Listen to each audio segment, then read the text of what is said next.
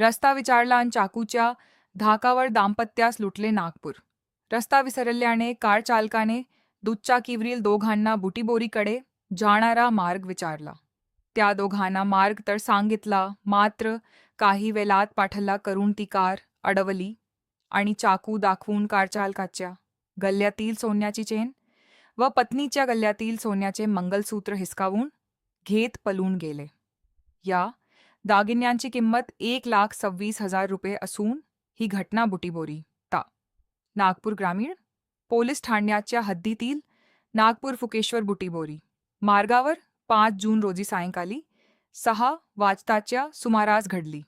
या प्रकरणातील आरोपी महिनाभरापासून पोलिसांच्या हाती लागले नाही.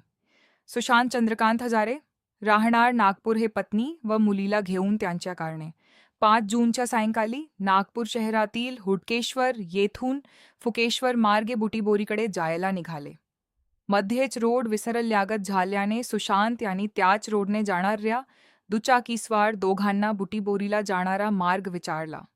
दोघांनीही हाच रोड जात असल्याचे सांगताच सुशांत पुढे निघाले. ते काही दर जाताच त्याच मुलीने केले चित्रीकरण. सुशांत यांची मुलगी कारमध्ये एकटीच मागच्या सीटवर बसली होती. तिने प्रसंगावधान बाळगून लुटमारीच्या या घटनेचे तिच्या मोबाईल फोनमध्ये चित्रीकरण केले. या क्लिपमध्ये आरोपी चाकू दाखवून धमकावताना दिसून असून त्यांचे चेहरे देखील दिसत आहे. त्यामुळे ही क्लिप पोलीस तपासाचा महत्त्वाचा धागा ठरू शकते. दुचाकीस्वारांनी पाठलाग करून कार अडवली. चाकू दाखवून सुशांत यांच्या गळ्यातील सोन्याची चेन आणि त्यांच्या पत्नीच्या गळ्यातील सोन्याचे मंगलसूत्र हिसकावून घेत दुचाकीस्वार दोघेही हुडकेश्वर नागपूर च्या दिशेने पळून गेले. सुशांत यांनी काही वेळाने त्यांच्या वडद येथे राहणाऱ्या व्यक्तीला फोन करून घटनाक्रम सांगितला आणि नंतर बुटीबोरी पोलीस ठाणे गाठून तक्रार नोंदविली. दोघांनी लटलेल्या दागिन्यांची नागरिकांनी केला पाठलाग. सुशांत यांच्याकडून माहिती मिळताच वड येथील व्यक्तीने हा प्रकार गावातील नागरिकांना सांगितला. लुटारूंना पकडण्यासाठी वड येथील काही नागरिक रोडवर उभे होते.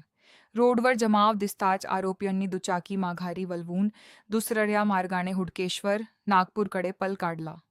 नागरिकांनी त्या दोघांचा पाठलाग केला, मात्र त्यांना पकडण्यात यश आले नाही. तपासाच्या गतीवर प्रश्नचिन्ह. सुशांत यांनी ती व्हिडिओ क्लिप पोलिसांना दिली. त्या क्लिपमध्ये लुटारूंचे चेहरे व हालचाली स्पष्ट दिसून येतात. या घटनेला 1 महिना पूर्ण झाला असून पोलिसांना आरोपींच्या माग घेण्यात यश आले नाही. त्यामुळे या घटनेचा तपास व त्याच्या गतीवर प्रश्नचिन्ह निर्माण झाले आहे. एकूण किंमत 1,26,000 रुपये असल्याचे पोलीस दप्तरी नोंद असली तरी त्या दागिन्यांची बाजारभावाप्रमाणे किंमत यापेक्षा तिप्पट आहे.